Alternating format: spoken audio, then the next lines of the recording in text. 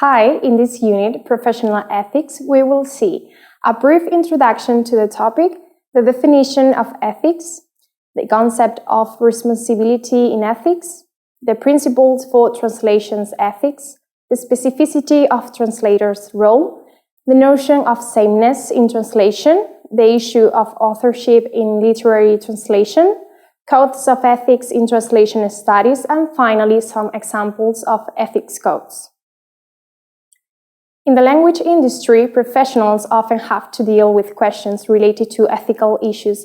For instance, what is the right thing or the wrong thing to do, who to owe loyalty, which expectation they should fulfill, what if there are professional opposing ideas, how to face ethical dilemmas, etc.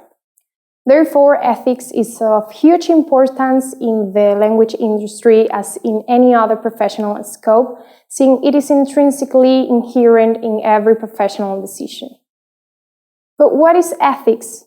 According to Koskinen and Porkhorn, although ethics is closely related to morality and in many cases are used interchangeably, both terms denote different meanings.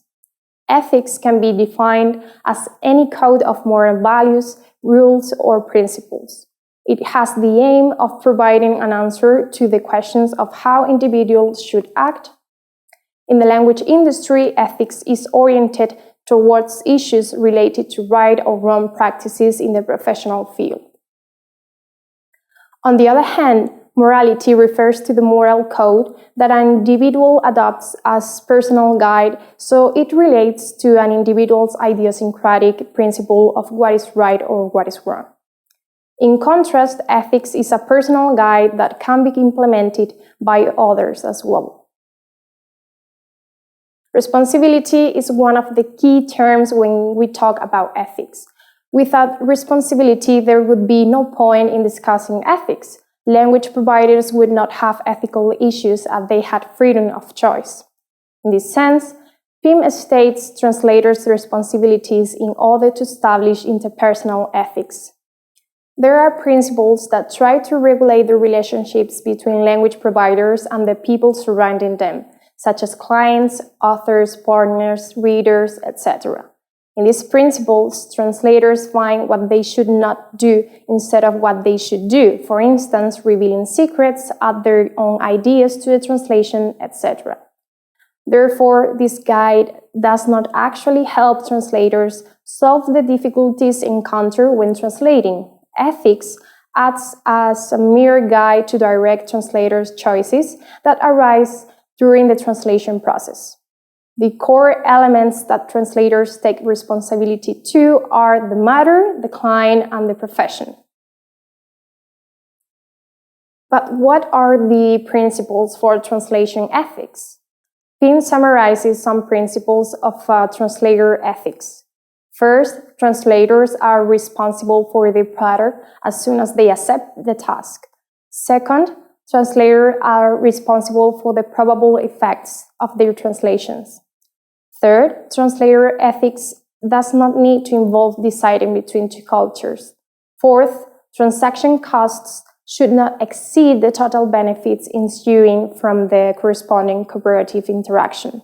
And finally, translators, insofar as they are more than simple messengers, are responsible for the capacity of their work to contribute to long-term stable cross-cultural cooperation.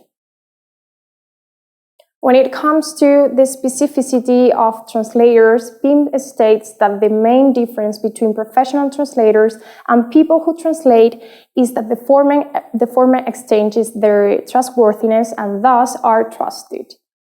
This is an ethical value that is necessary for any other value involved in the profession. Regarding the concept of fidelity or sameness, it has been evolving during the last decades, offering new tendencies and new approaches to the source text. For example, from the translation of the Bible, in which translators have to render the same exact meaning in order not to alter the Word of God, or the European tradition adopted in Germany, where the presence of translators must be notorious. Other authors, such as Ricoeur and Ping, conceive translation as an act of linguistic hospitality through which translators attempt to understand the point of view of the other and bring the reader closer to the author and the author to the reader. And what about the authorship in literary translation? In terms of authorship, literature is an area with a strong sense of textual ownership, so that the presence of ethics of representation is not surprising. Many scholars believe that translators can be conceived as authors since they act as an intercultural mediators who foster the development of culture by creating new pieces of work. In this sense, if translators are understood as creators, they are therefore authors. Now let's talk about the Code of Ethics. Regarding the history of ethics codes, they gain importance thanks to the division of the labor and its consequent specialization. New guidelines were created due to the spread of a new professional association in the second half of the 20th century. According to the types of ethic codes, they can be categorized by the publishing body, professional jurisdiction, ethics approach, and development process, among many others, following Bauschali almost proposal. When it comes to content, the most important aspects that ethics codes deal with are accuracy, confidentiality, and impartiality. The spread of professional association has resulted in a wide range of ethic codes that every member is expected to follow when joining a particular association. Some examples of code of ethics are OSIT, which is recognized as setting the standards for ethical conduct of interpreters and translators in Australia and New Zealand. ATA, which is intended to inspire and guide the ethical conduct of all ATA members in the performance of their professional duties. And finally, the Hieronymic Oath, which was created by Chesterman in 2001.